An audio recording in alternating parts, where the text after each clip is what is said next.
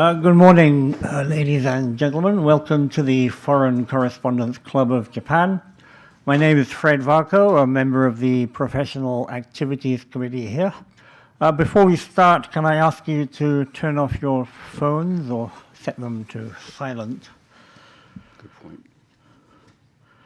point. Today's press conference covers Trump's re-emergence and Russia's destabilization of the US, consequences for policies toward Japan and Asia. And very happy to welcome back Glenn Carle, who's going to bring us up to date on what a potential second term could hold for the region, where China and North Korea are increasingly belligerent. Glenn served 23 years on the what might be called the dark side of the Central Intelligence Agency, and his territory has included terrorism, international organized crime, and narcotics. He's currently an associate fellow at the Harvard Kennedy School Carre Center for Human Rights Policy. I'll be interested to know his opinion of Donald Trump. Of course, I'm neutral, but I've just finished reading Michael Wolff's book on the first 9 months of the Trump administration, and found out that Trump's national security advisor called him a dope. His director of economic counsel said he was dumb as shit. Steve Mnuchin, Secretary of the Treasury and the White House Chief of Staff, called him an idiot. And Secretary of State, his representative around the world, called Trump a fucking moron.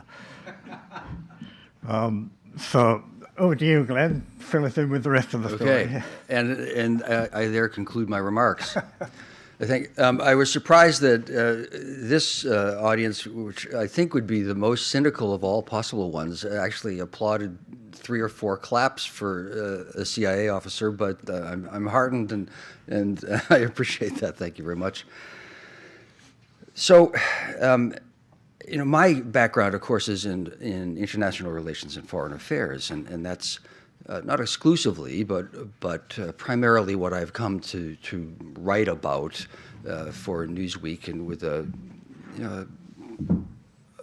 understandable focus more on Asian things. However, I am, I suppose, once an intelligence officer, always one, and so I became alarmed in 2015. Just as a citizen, I had retired from the CIA, and I live in the Boston region where I grew up. Just watching current affairs and the presidential campaign, and Donald Trump, of course, as he was conducting his campaign, and like everyone else, I had known about Trump as a public figure for decades prior to that. I actually had one near interaction with Donald Trump, which perhaps is illustrative of our relative places in the universe. I was living in Manhattan at the time, and I went to a polo match on Long Island, and my children at the time were 4 and 2, perhaps, and at the intermission, at the halftime, I'm not a polo aficionado at all, it is traditional for the children to go out onto the pitch and tamp down all of the grass that has been churned up by the horses. And so my 2-year-old daughter was paddling about, having fun doing that. And of course, she needed to have her diaper changed. And so I, as a good father, was prepared. And I kneeled down, surrounded by the horse manure and the divots, and was changing my daughter's diaper. And Donald Trump strolled by, not any further away than this, with, I think it was not his current wife, but the then most beautiful woman that modern science can build. He sort of strode past, looking to be, adored by whoever would look at him. And I thought then, well, here's a comment on my station in life, that I'm kneeling surrounded by manure, and he has some version of Miss Universe as he walks past. But of course, that also is a comment that I was doing something natural and admirable, and he was preening. That's my one interaction with Donald Trump. So in 2015, it just jumped out at me, and I won't go into depth about this because this is sort of an earlier tale, although relevant. It jumped out at me what his vulnerabilities are, and my job as an intelligence officer was, as George Tenet used to put it, to recruit spies and steal secrets. That's what the CIA and intelligence service does, or do. And to do so, you have to look for the vulnerabilities of your targets, which is our term of art, of the people involved in human intelligence. And the vulnerabilities of Donald Trump, the exploitable characteristics, desires, impulses of the man were so grotesquely apparent that I thought any Russian intelligence officer who does not target this man should be fired for gross incompetence. And the Russians are not incompetent. They're a very good intelligence service. So I became alarmed, and I thought, holy smoke, this is just shocking. And I can't let that pass by unremarked upon. It's my duty, actually, to comment on this publicly so people will be aware, at least the vulnerabilities. So I drafted an article in which I pretended to be the head of the Russian intelligence service in the United States, assessing Donald Trump's vulnerabilities and hypothetically sending this back to Moscow and saying, here's how I recommend that we approach this vulnerable target. And all of the things we can achieve as Russian intelligence service with this man. And I thought, God, that's sort of controversial, and I'll be denounced just as a biased person.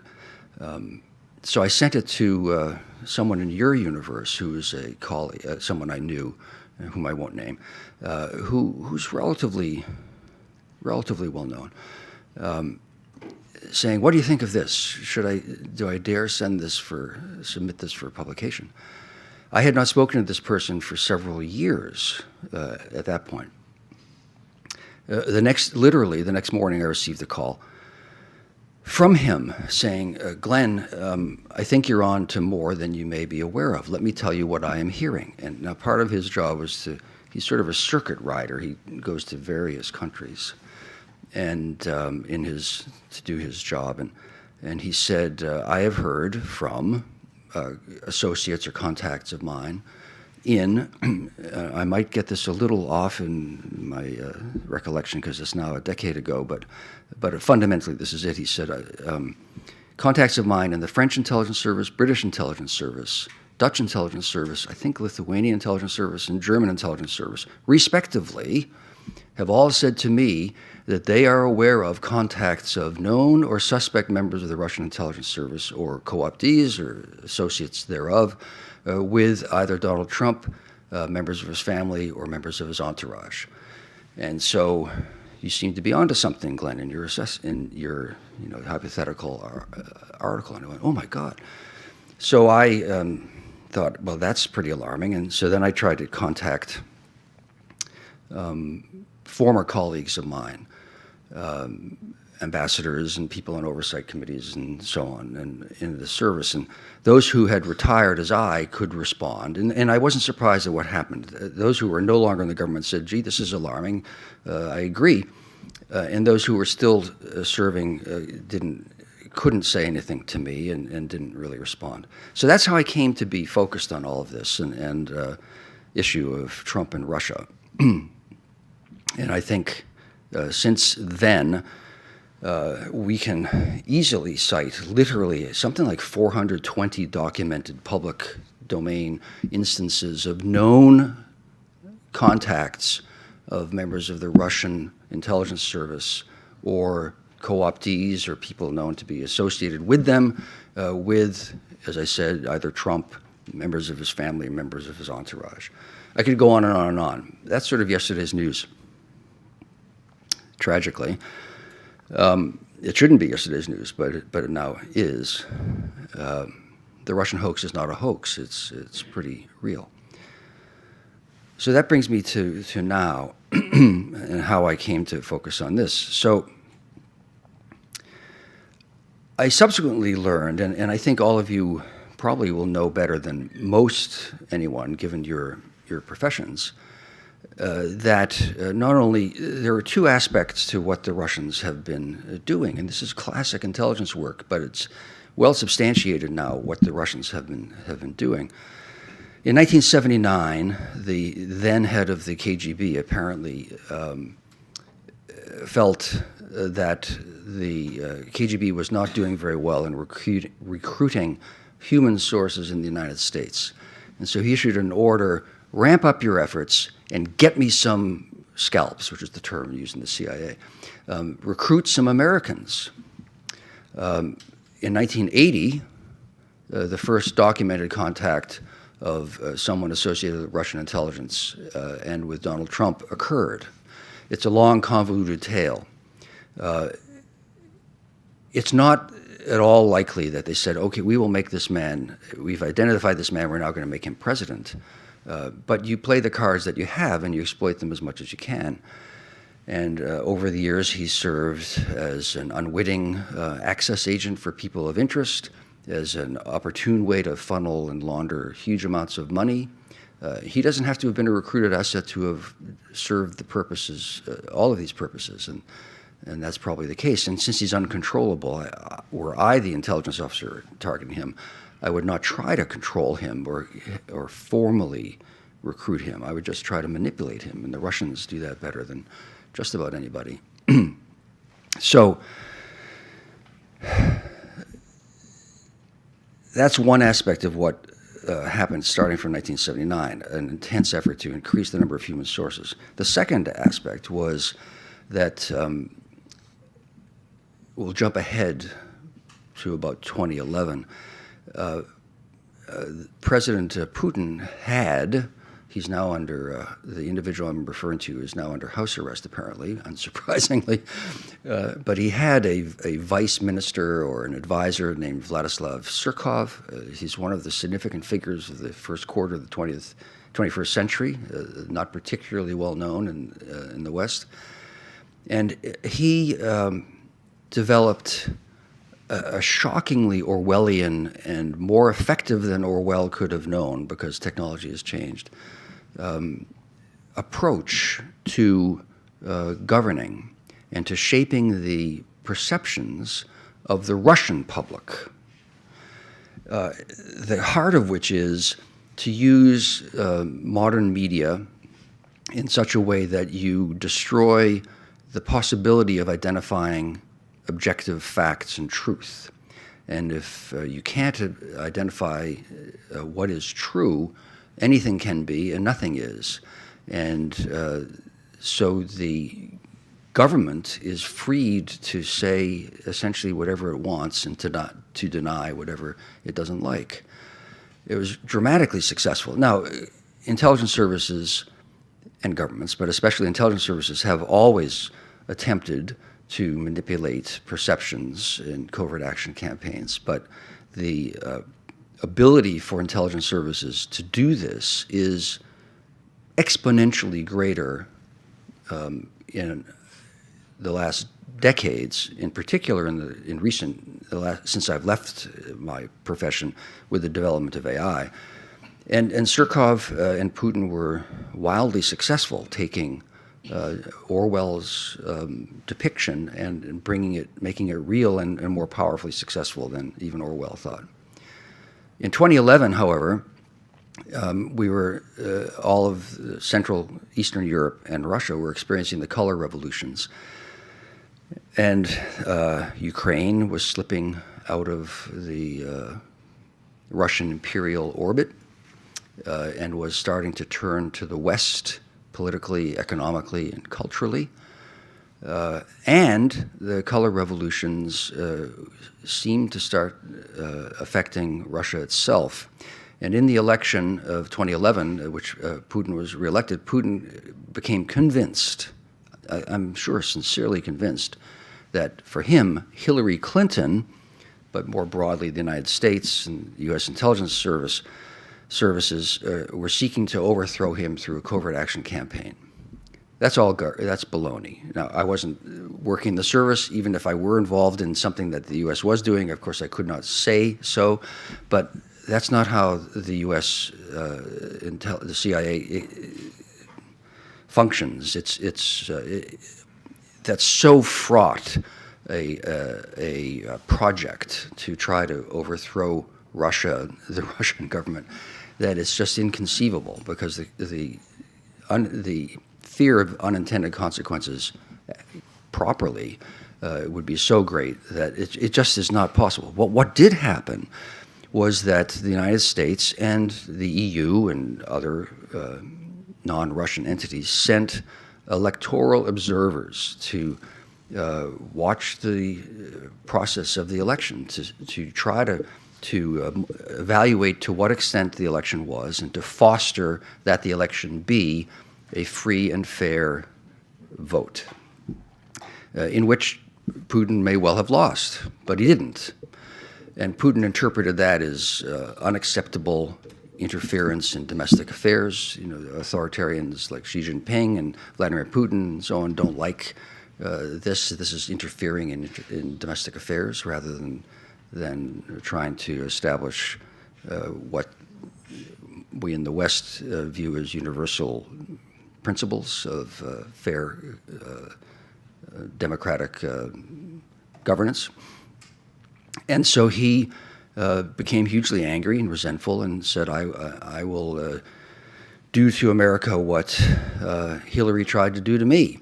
And he apparently has consciously ordered, since about that time, what we have all read about and argued about in the 2016 election, which was a tremendously aggressive campaign to affect American public attitudes in the election. And they've continued their human development. You can tick off all sorts of known instances where the Russian intelligence operatives have literally been in bed with, it's a classic thing to do, Republican operatives, financing the National Rifle Association, financing the campaigns of people who are isolationists, which is what the British did, by the way, in reverse in 1939 and 40, to undermine isolationists to try to save England by promoting internationalists, but that's another tale from a different era. Not only in this covert action campaign did they seek to support those who would be isolationist, those who would be unfavorably inclined to opposing or taking strong measures against Russia or in support of NATO and so on, but also to foment discord in the United States. The objectives being to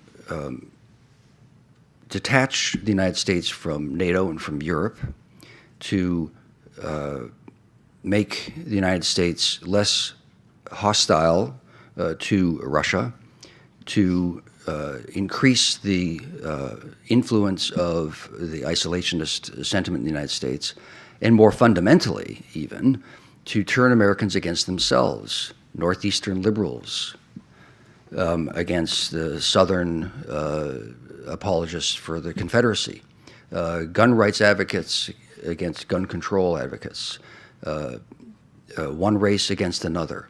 It didn't matter who they supported. The Russian intelligence service actively supported everything and its opposite so as to create discord. And they've been phenomenally successful, as we have seen. I'm not blaming the Russian intelligence service and Vladimir Putin for all of America's woes. Any good intelligence operation, whether it's against a specific individual or a vast covert action campaign trying to affect a population, has to, if it's good, it will be incompetent if it doesn't, has to build upon truth and existing mores, beliefs, and assumptions. If you don't do that, then you're just trying to make something out of whole cloth. You take the truth and you slightly twist it, and then you can succeed.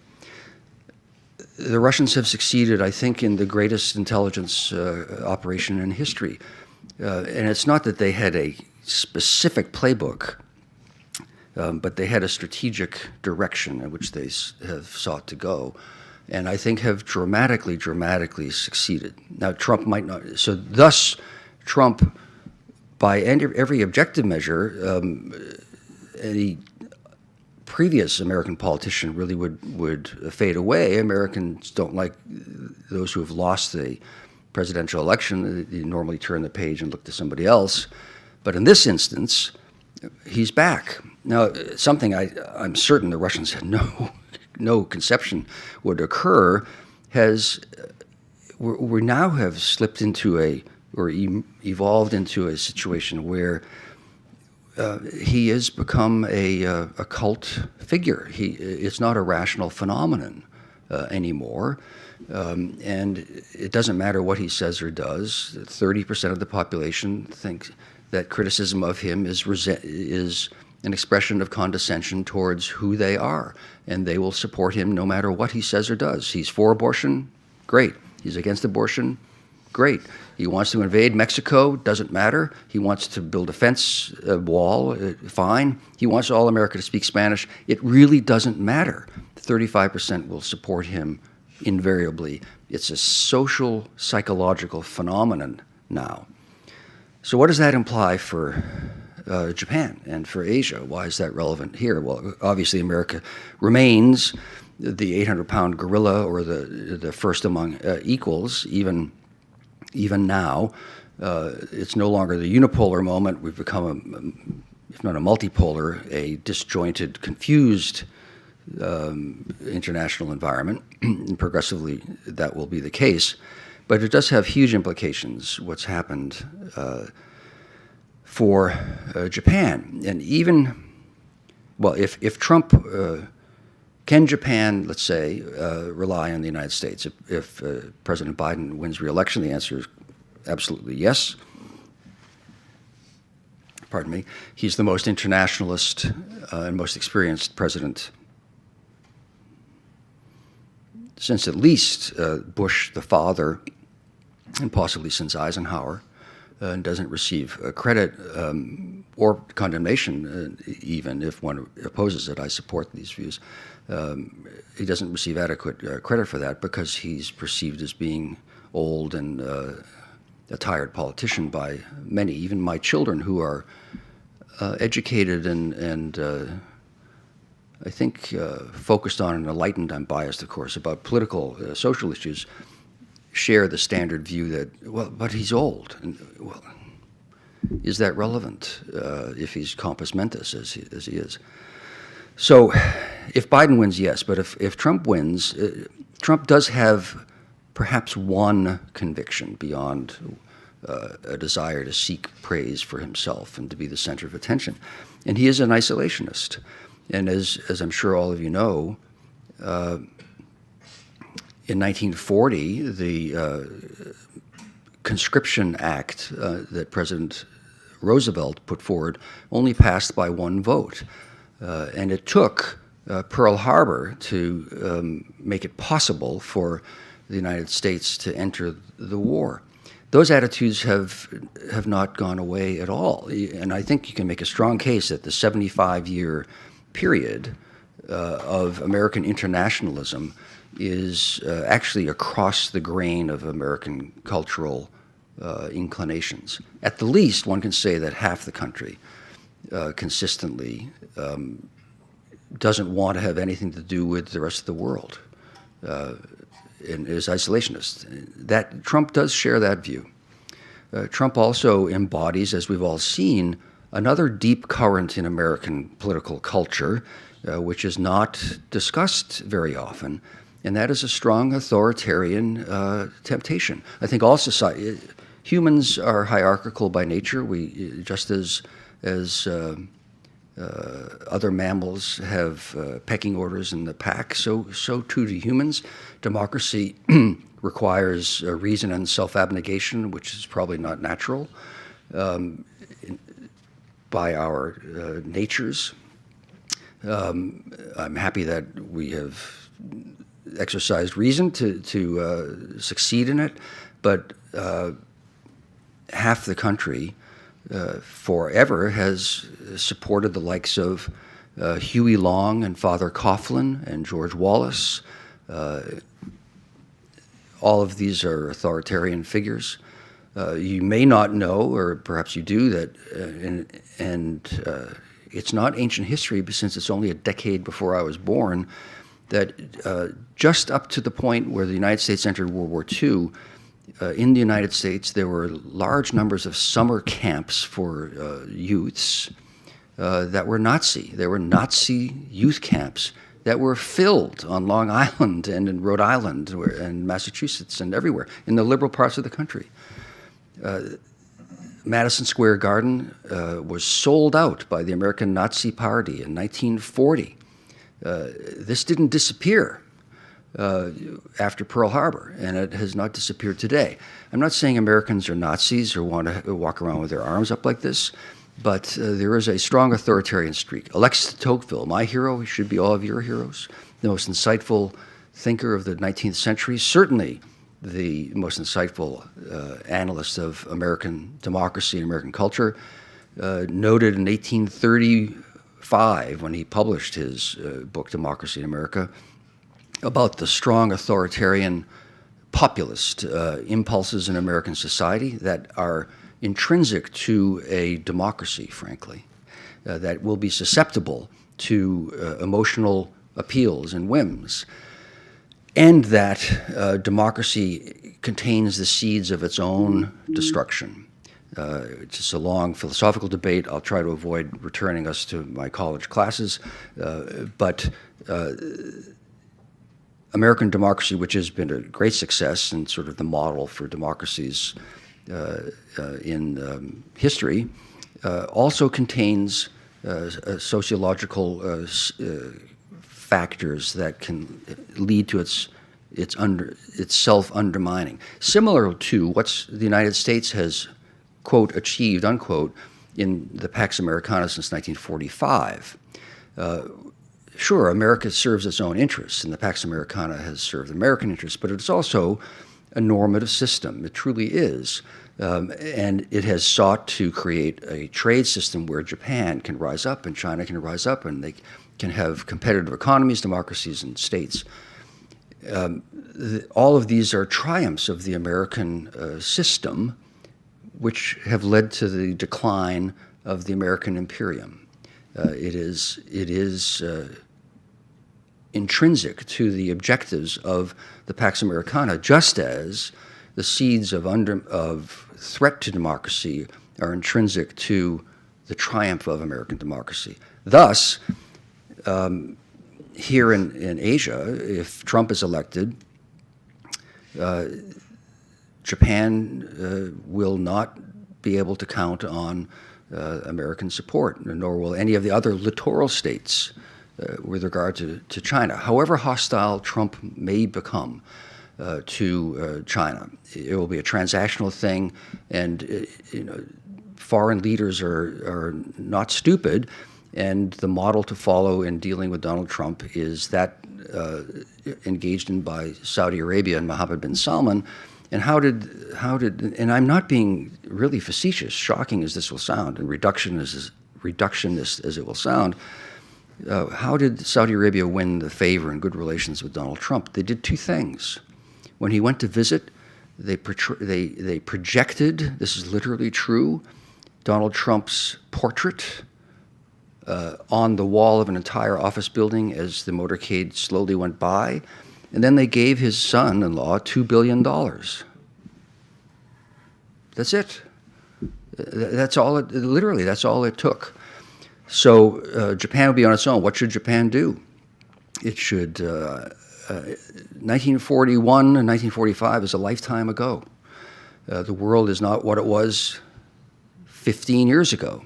And Japan should, I think, do what it has been doing for the last 15 years, at least, but even more so, which is to increase its defense budget from 1% to 2%, to act in its own national interests, which means holding as close as possible to the United States while pursuing Japan's national interests, which is it has a choice. Do I want to make money and lose my sovereignty in a pax sinica, or do I want to have more sovereignty and a chance for more independence at the risk of a clash with a superpower?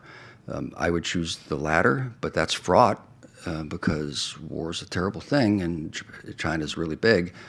But I would do that, and I think it implies that Japan should seek to do what it's really been doing. Japan has not received the credit it deserves for aggressively seeking to counterbalance the Belt and Road Initiative financially in Africa. Japan has offered something like $125 billion in aid and loans. The theoretical investments of China are several times larger, but other than the United States, Other than the United States, Japan is the only plausible counterbalance to China's rise and to a pax sinica in the Western Pacific and Southeast Asia and the Indo-Pacific. And I'll be done in just a moment. That implies also what Japan is starting to do, which is ever closer relations economically, politically, strategically, militarily with India in particular, and with the replacement, I can't remember the long acronym of what was going to be the Trans-Pacific Partnership. One of the great disasters of American policy was literally the first day of Trump's presidency when he withdrew the United States from the Trans-Pacific Partnership, which would have counterbalanced China's inevitable economic rise and increasing influence.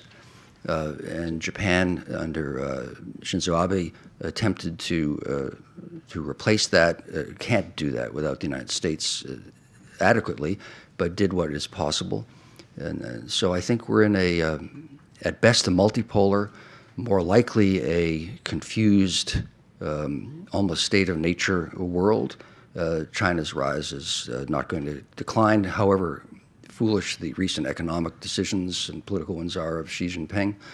And the U.S. will no longer, Japan will no longer be able to count on the U.S. if Donald Trump is elected.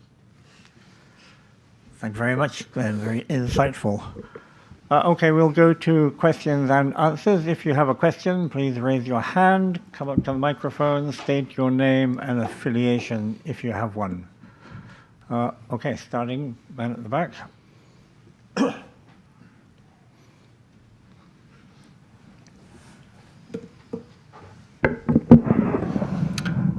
Hi, I'm Alistair Gale with the Wall Street Journal. Thanks very much for your presentation. Fascinating stuff.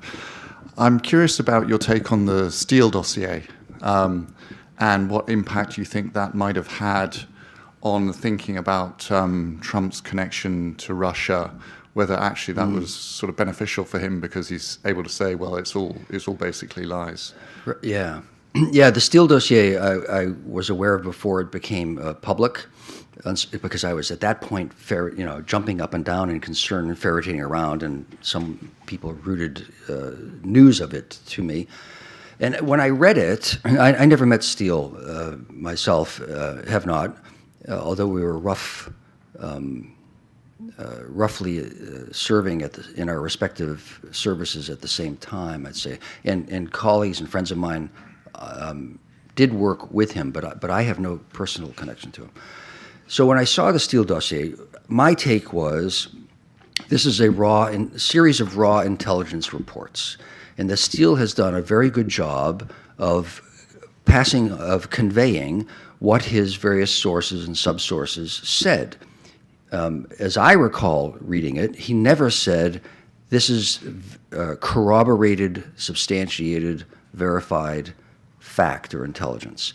These are raw intelligence reports, which then one should always take with hesitation or provisionally and verify. Intelligence is no good unless it is substantiated, which has been lost in this whole dispute. So that's how I thought Steele had done a solid job of collecting rumor and report. End of story. And yes, I agree that in the end, this has served Donald Trump because he's learned what Orwell taught better than almost anyone, it seems. All you need to do to establish truth, in quotes, is repeat it endlessly. That's it. Facts are irrelevant. The truth is subordinate to perception. And so he said, it's a lie, it's a lie, it's a lie, it's a lie, it's a lie. And instantaneously, in any event, 35% of the population of the United States will accept that. And the other 2/3 who spend most of their time taking their children to football practice or working as dentists or pipe fitters and will spend 25 seconds a day focused on political issues will be inclined. This is how I always describe the dilemma for an intelligence service or a political figure. I always take the stereotypical, apocryphal dentist in Peoria, Illinois, the heartland of America. He's an educated person. He's a devoted citizen. He wants to do right. He wants to understand what is the right way to interpret facts. But what is his life like? He works hard, and then at the end of the day, he will take his children to whatever activities they have, and then he will go home and spend. And this is a statistically verified statistic. He will say, "Gee, I need to spend time with my spouse." Or in this instance, wife, and on average, people spend 7 minutes per day of quality time with their spouse. Because then you have to eat, and you have to take out the trash, and so on. And then you think, oh my God, what's going on in the world? I want to be a good citizen. And no one anymore opens papers, but he'll read the paper or look at the news. And I think, what am I supposed to think about the Nagorno-Karabakh dispute between Azerbaijan and Armenia? And you go, holy shit, I don't know anything. Well, I know that the regulations on my business are really onerous, and the taxes are a pain, and I have to do this and that. So I like small government because that will make it easier for me to live. That's what the Republicans say, or you can make the alternative argument. And if the Republicans say that, well, it's their job to know what's going on here. And the Republicans say the Steele dossier is a lot of malarkey. So, end. That's it. So, he's able to say any, insinuation that he's being controlled or Russia has any influence over him is essentially false because people are only paying attention to what he's using the Steele dossier as a way to say, well, it's all garbage, right? Right. When it comes from, and it's all about, and something I didn't say at all, but very important. One of the keys to an intelligence operation is proving in a court of law illegal behavior and treasonous behavior is exceptionally difficult to do, and any intelligence operation is designed to be deniable.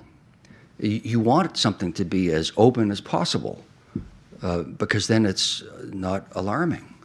And it's unchallengeable, it's unpursuable. Most espionage cases in the United States are not brought to trial. There was one that was almost 40 years ago now, famous when I was working. Colleagues of mine were involved in it. The number 2 diplomat in the American embassy in Austria had been caught in a honey trap and then turned by the KGB, and we had him to rights. But he was never prosecuted because the standards for counterintelligence assessment almost never can meet the standards required in a court of law. And so he was fired and denied his pension. And the last I heard, which was decades ago, he was reduced, the senior diplomat, to bagging groceries in the South, someplace in the United States. But that's the most punishment that realistically could be achieved for him. So similarly with Donald Trump and the Russians, you do things openly, and you can just deny it. And then Trump is a master. And it's not being facetious. If you just say, well, that's not true. No, that's not true. I deny it. No. Then everything becomes a he said, she said issue. And in the press, unfortunately, not maliciously, contributes to this phenomenon. Well, we have to present a balanced characterization of any given issue, which implicitly to the dentist in Peoria creates an equivalency between the truth and the denials. Okay, can I just jump in there and ask about intelligence interference in the media? And as you know, you say that journalists are balanced, and of course everyone here is very balanced, but a lot of media organizations aren't very balanced. So are intelligence services on both sides of the divide trying to control media and interfere with the media? Well, that's the easiest question to answer that I've ever had.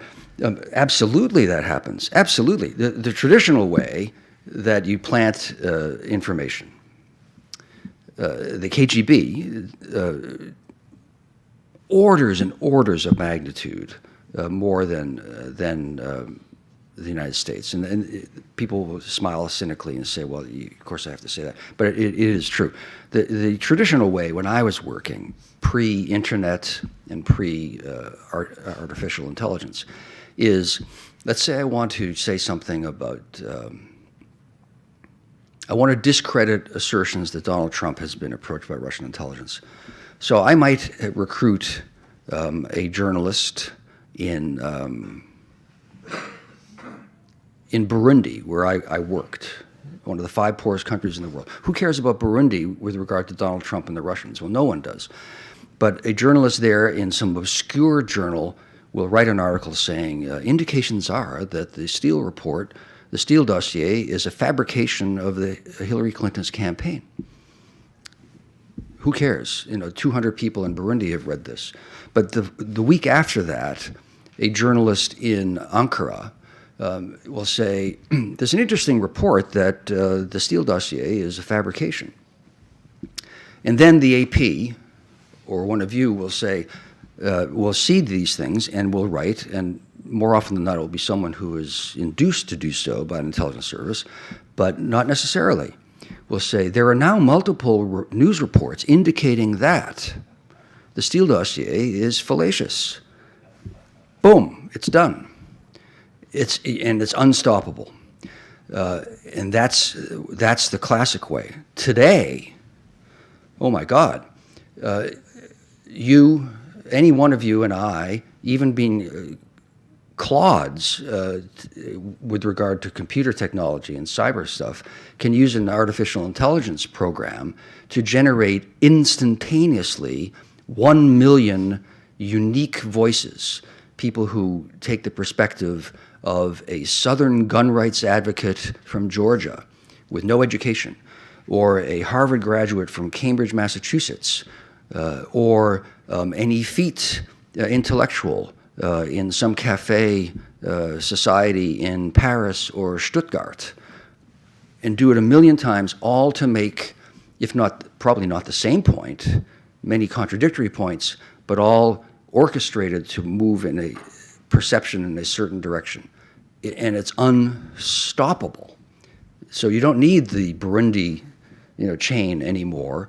And already, my understanding is that of the 9 coups that have occurred in the past year in Africa, I think the Russians have their hand in 8 of them, or something like that. That I don't know that, so I shouldn't be held to that. But I believe that 4 of them there are signs that artificial intelligence was used aggressively in the various events that occurred leading to the coups. So it is a terrifying world that we live in from that perspective now. And now everyone here is going to write that a former CIA operative said that the Russians were involved in 8 coups in Africa recently. Asia Times. Hi, my name is Peter Morris. I'm a lawyer, and I also write for Asia Times. Let's see. So I focus on Myanmar, and so I really care about Southeast Asia. And over the years, the U.S. government through the CIA has done some bad things in Southeast Asia, and I'm just wondering, does the U.S. government, through the CIA, have a kind of policy on not harming like local Southeast Asians, but let's say U.S. citizens overseas? And then related to that, how about like back in the States? So I've read a lot about how over the years FBI has done some bad things to, let's say, black activists or something like that. So Absolutely. What is the policy of FBI cooperating with CIA on domestic types of operations? Multiple issues there.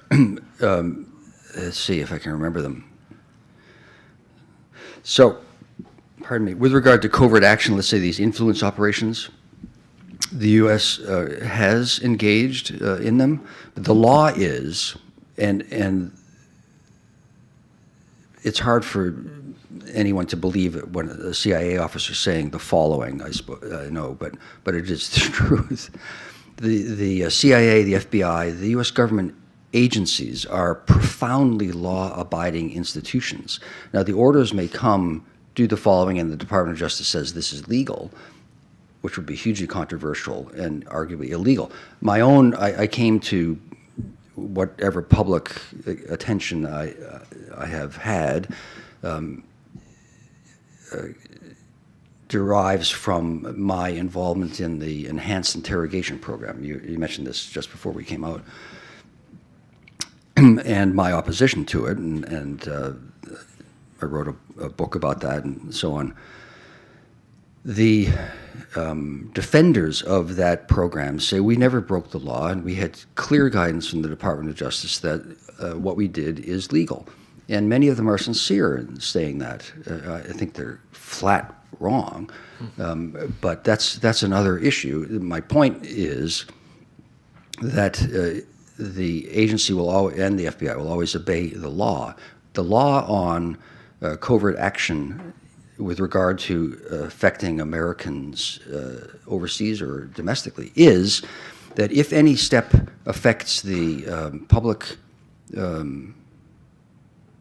space on an issue, it is illegal. So if I wanted to say the Steele dossier is true or the Steele dossier is false, and I decide to, as an intelligence officer, plant a story in Stuttgart, if it never reaches the United States, then it is conceivably legal to try to do that. But if the AP then picks that report up and it is put into the New York Times or the Des Moines Herald or whatever media, then Americans can read it and it is illegal. So it's incredibly fraught for U.S. intelligence to do any sort of covert influence operation because almost inevitably now things will affect American society, and that's illegal. And it's the truth, and that no office will dare to break the law because we will go to jail. Spies will not, but we will. The second thing is, what was the point? Your questions. You asked them the covert influence. Yes. I'm sorry. So I have been involved in. I'll fudge the facts a bit, but the law, FBI, CIA operation. By law, the FBI has the lead on counterintelligence operations. Anything that now overseas, the CIA has the lead. Let's say there's a report that some American is being targeted by the Russians, because I've talked about the Russians a lot. The CIA will conduct that investigation, I'll say, outside of the United States.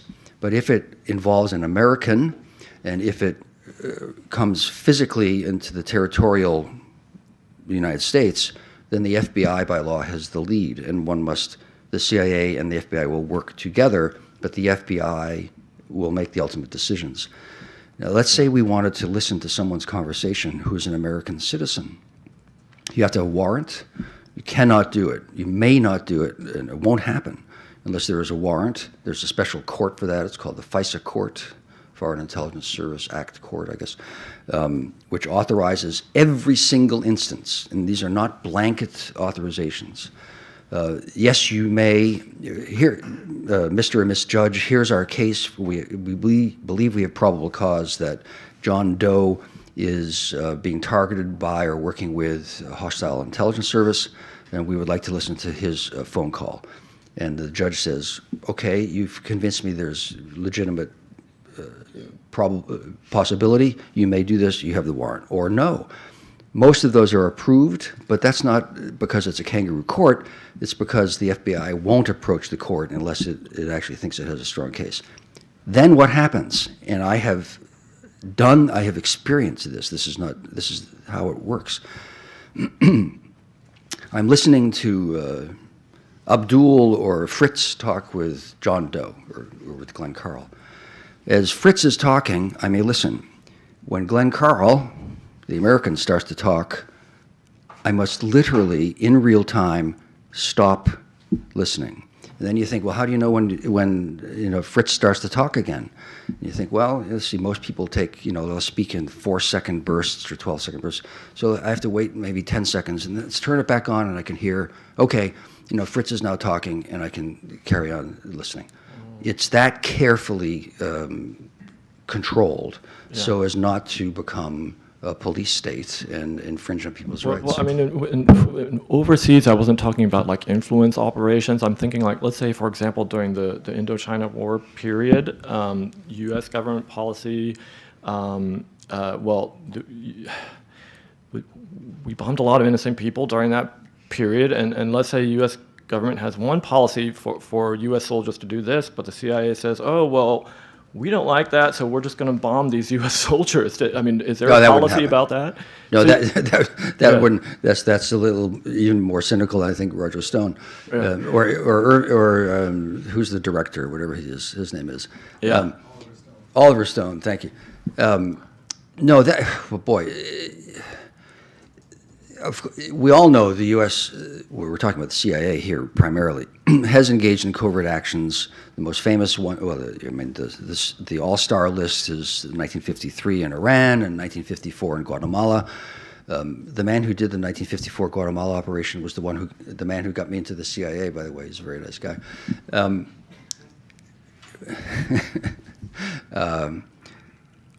But the golden era of that kind of covert action there were two, in the 1950s under Eisenhower and then the first administration of Ronald Reagan.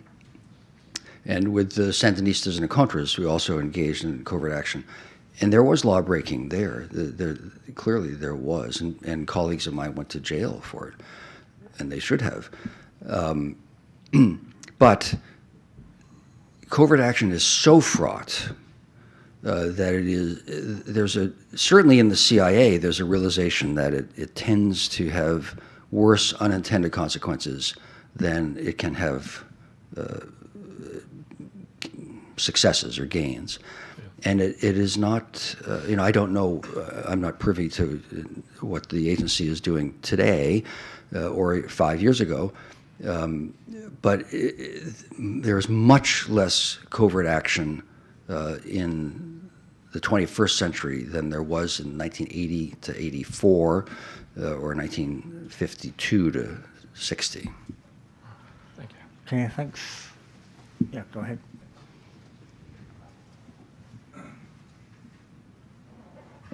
Hi, Rocky Swift with Reuters. I've got kind of two questions.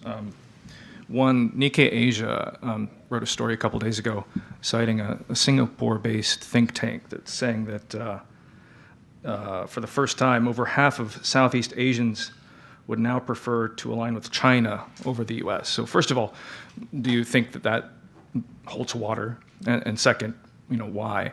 And second, my second question is just very different, but lately there's been new reporting about the so-called Havana syndrome that kind of leads some credibility to it being a Russian action. And I think the official line from the U.S. intelligence agencies up till now has been that they don't see, they're not pointing a finger. So those two questions. Thanks. Yeah, I'll take the second one first. I know personally some of the officers who have been affected by the Havana syndrome, we'll call it.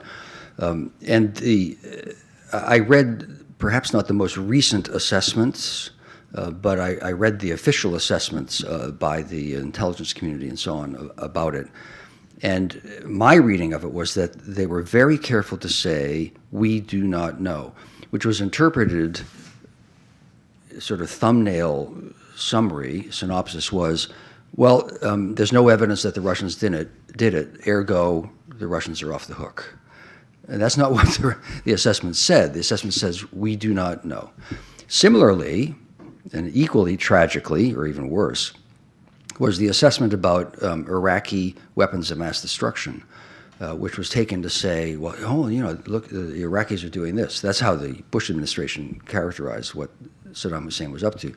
The intelligence assessment at that time, written by the man who hired me on the National Intelligence Council, 47 times in the 12-page report said, we do not know whether Saddam is doing this, that, or the other thing. 47 times. The conclusion was, we do not know, not the absence of proof of non-action is proof of action, which was what the justification was. Similarly with the Havana Syndrome assessment, sincerity of belief is not proof of fact, but I know a couple of, at least one of the officers pretty well who was affected, and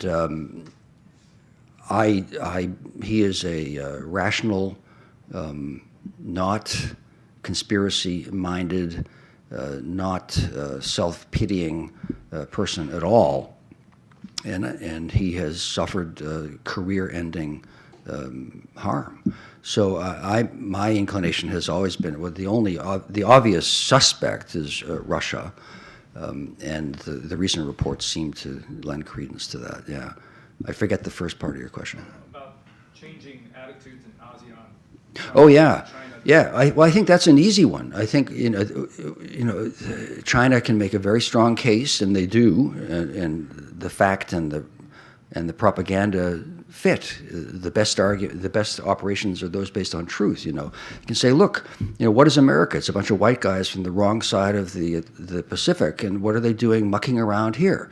And we are the inheritors of the British and European colonial tradition. We are the new for 75 years we've been the new supposed neo-colonists. And China says we never invade anybody. Not really true, but that's the accepted perspective. And we are offering you guys wealth. You cut a deal with, do business with us, and we can all get rich and be happy. And what do most people want to do? They want to, after, I don't know if the dentist in Myanmar goes to football practice now, but they're the same that way as any other average citizen and anywhere else, and they see the prospect of trade without war, and therefore increasing, personal material success without war, and non-interference in domestic affairs, which ignores what intelligence services do, and political pressure for economic and social and strategic reasons.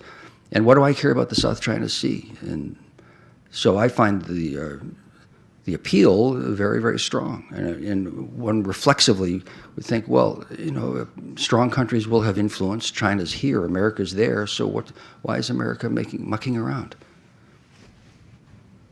Okay. Guy at the back. Oh, Jen Ken.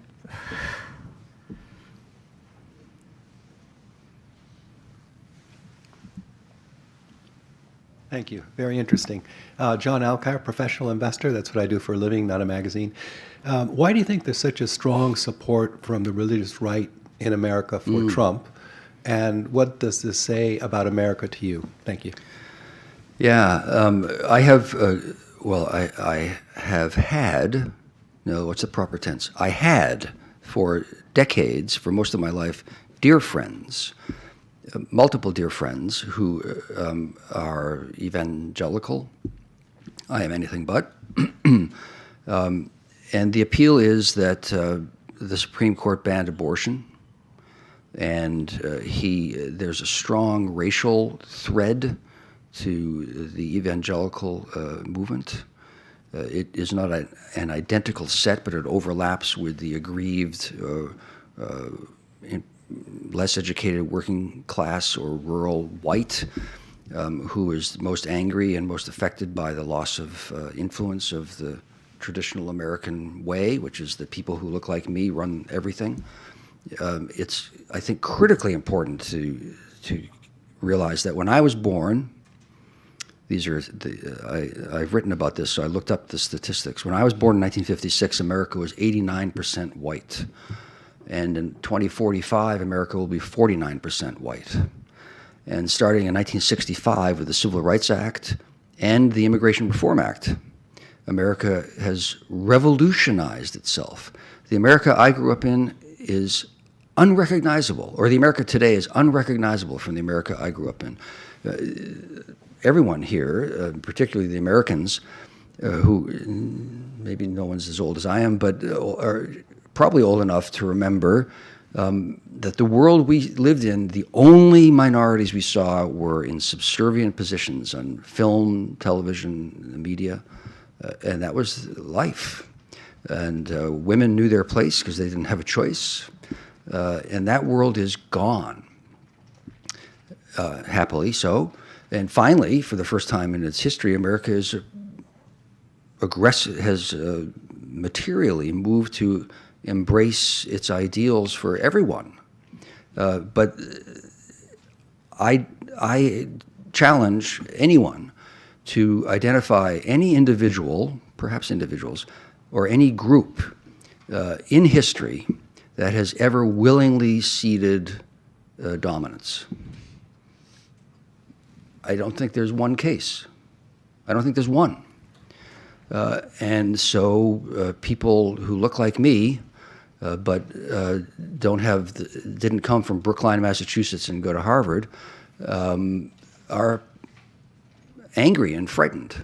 And that's an overlapping set with the evangelical crowd. And Donald Trump truly does channel, embody, represent, and share the views that, this is all wrong, and, there is a rightful way that America should be, and it's not the way America is coming to look. I think that's the appeal. Officially, we're out of time. Do you have a few more minutes, Glenn? Sure. Okay. Oh, yeah. Yeah.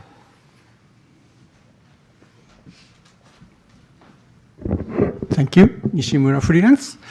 I'm not sure it's appropriate for me to ask about this, but we had an earthquake hit in Taiwan, and the Chinese government offered assistance to the recovery or reconstruction of Taiwan. So, what do you think is the response of the United States, including the intelligence community? To that offer? Well, I would guess, if I were still serving, I think I would suggest, and I expect the American response is, what a humanitarian gesture, and China is being a good citizen. But we have nothing to say about what Taiwan does or China agrees between themselves. I'd be surprised if that were not the formal response. It's an astute thing for China to do. It puts actually the Taiwanese government a little bit on the back foot because it's churlish to deny help of part of China, as China is part of China, even according to Taiwan. Would the intelligence service have a view? I think they just think, well, that was an astute diplomatic move by China. Gentleman in the front here.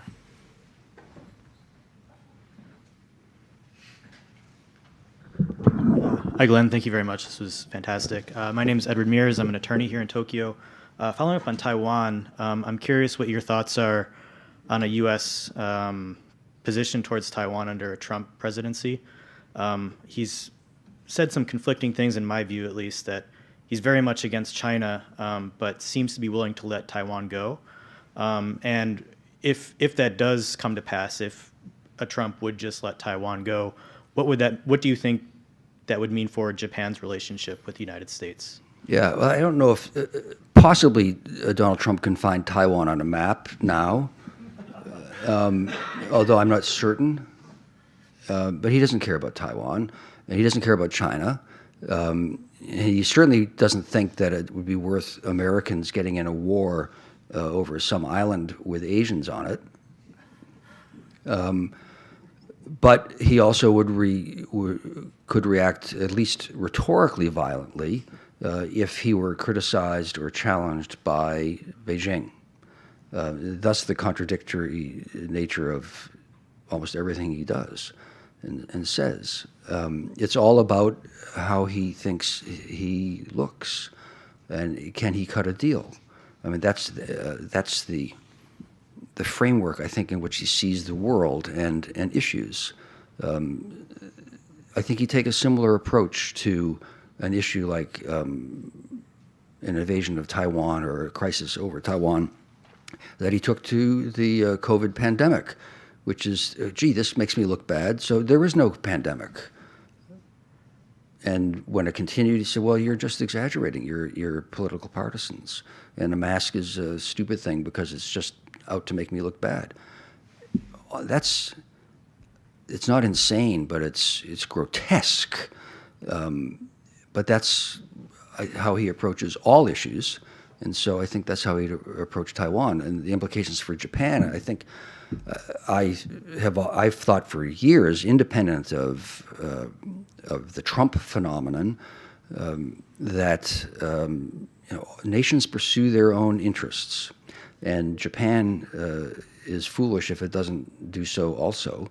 And to the extent that they can have the means of implementing policies that the Japanese decide is in Japan's national interest, Japan should pursue those. Then that means a ever stronger national defense.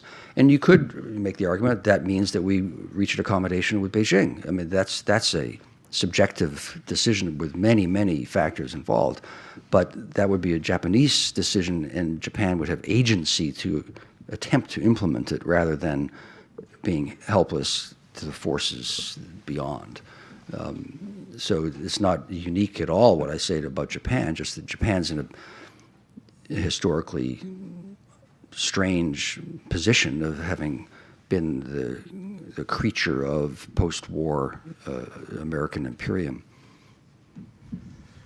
Yeah, go ahead. Tim Horniak, freelance. Sorry if you've already been asked this question because I came late, but I was wondering if you could tell us answer to a silly pop culture question.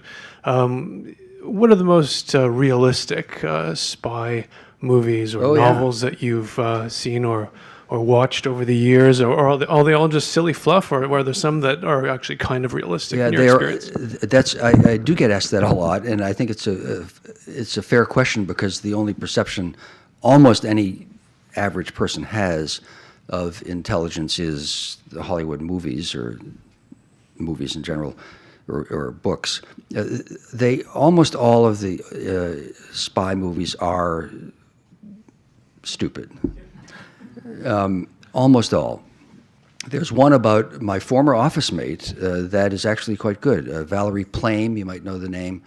Valerie had her career destroyed by the neoconservatives during the Bush administration because her husband, who was my first boss, wrote an article in the New York Times in 2003 entitled, "What I Did Not Find in Niger." He had been ambassador to Niger, and the Bush administration in part justified the invasion of Iraq by saying Saddam Hussein is developing nuclear weapons, and look, they're buying yellow cake uranium from Niger, which is one of the few sources for it. Well, that's pretty alarming if that's true. So the CIA was asked by the Bush administration, is this true? Give us proof. Actually, what the Bush administration asked was, give us proof rather than what's the situation. And I know that firsthand. And so the CIA had used all source investigation. You don't just act every conceivable thing. We look at newspapers, look at satellites, look at human sources, et cetera, et cetera. Among this effort to learn what was happening, if anything, they said, well, hey, Joe Wilson was ambassador to Niger. He is now retired, but he has contacts there from his years serving as an Africa hand. Ambassador Wilson, could you go and talk to your contacts in Niger and see what you hear? And he said, of course. Joe Wilson was Valerie Plame's husband. Valerie Plame was my office mate. Literally, I sat as far away as, we sat that far away from each other. And at the time, no, it was before them, no matter. So Ambassador Wilson went to Niger, and he came back and he said, all my contacts say this is just complete lunacy. There's nothing to this whatsoever, and here's why. Now, is he correct? Maybe not. But that's what his report was, like a Steele dossier, frankly, except that his report is substantiated subsequently. And so he wrote, then he sees, oh my God, we invaded Iraq. And so he wrote, this is what I did not find in Niger. And he told the facts. This didn't look good for the Bush administration, so they decided to, if you don't like the message, what do? You kill the messenger. And so they thought, oh, well, look at this. We can characterize this as a junket because he happens to be married to a CIA officer, and we can discredit him and the report by saying that this was a bit of nepotism and a junket. And so they leaked that his Ambassador Wilson's wife was a CIA officer, whom they then characterized as a glorified secretary and a hot babe who should not therefore be taken seriously. And it's true that Valerie is a very attractive woman. It's also true she's a real competent intelligence officer who is quite tough, and I can tell you that because I worked with her 6 feet away from her for 2 years, and she's a great person. And her career, she was then outed because she was undercover. It is illegal to out someone. No one was ever punished. And that's how they tried to undermine the report. And I've gone off in such a tangent of personal recollection, I have forgotten why I was talking about that. What movie? What movies? The movie was made by, thank you, a movie was made about Valerie Plame's and Joe Wilson's story. And the title slips my mind now, but I know them both really well. Fair Game, thank you, Fair Game. I knew Ambassador Wilson and I knew Valerie respectively before they knew each other. I worked with both of them for years, and I know the business, and I know the work that Valerie was doing, and that movie is quite accurate. They get one thing wrong. There's the counterterrorism center where Valerie worked is a large bullpen. It's like what I am told is what press rooms at least used to look like, this open thing. And there are a bunch of desks, and you all have dividers. Well, we had dividers too.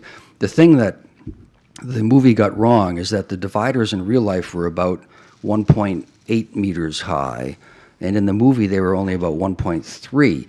And I'm convinced that's so that you can have visuals, because otherwise you'd just be looking in the movie, you just at walls of felt. That's the only thing that movie got wrong. Okay, finally, I'd like to just get some quick-fire answers on topics. Maybe you don't have any opinion on them, but if Trump comes, I've got 4 topics, like one-sentence answers. Kim Jong-un, North Korea, what do you think? His missile launches and so on are 2 things. One, a way to affirm his rule and protect it, but 2 are almost invariably in response to actions by South Korea, Japan, or the United States he doesn't like. And so I tend, in my view, are less alarming than about the imminence or likelihood of a war than they are perceived as being. Okay. The Middle East, Israel, Gaza, what would Trump do in that case? Well, he's in bed with the right wing of the Israeli political class, so he would, I think, back Netanyahu probably, except that it would create progressively problems for the U.S., and he's getting a little nervous that way. But it's unfortunate that the U.S. does not put substance behind its criticisms of current Israeli war policy. Ukraine. It's a historic disaster that the U.S. is delaying and possibly will stop aiding Ukraine. We seem to have had a policy of winning slowly, rather so as not to have a clash between NATO and Russia, which without aid, you can't even do that. And it would be historically bad. It would were Ukraine to, or were Putin to triumph even halfway. It would be a serious blow to NATO. It would guarantee a sphere of influence, international system. It would almost put paid to the normative dreams of post-1945 U.S. And finally, related to that, what you just said, NATO. How do you think Trump would change things with NATO? Oh, I think he's been, if not directly responding to guidance from Moscow, he's been shaped by his isolationism and Russian whispering in his ear over the years, over the decades, and I think he'll destroy NATO by ignoring it or leading it. Perfect answers. Thank you very much. Okay, I want to thank Glenn Carle for coming today with very, very interesting perspectives, and hope he'll come back again in the future. Thank you very much. Anytime. Thank you. We're finished.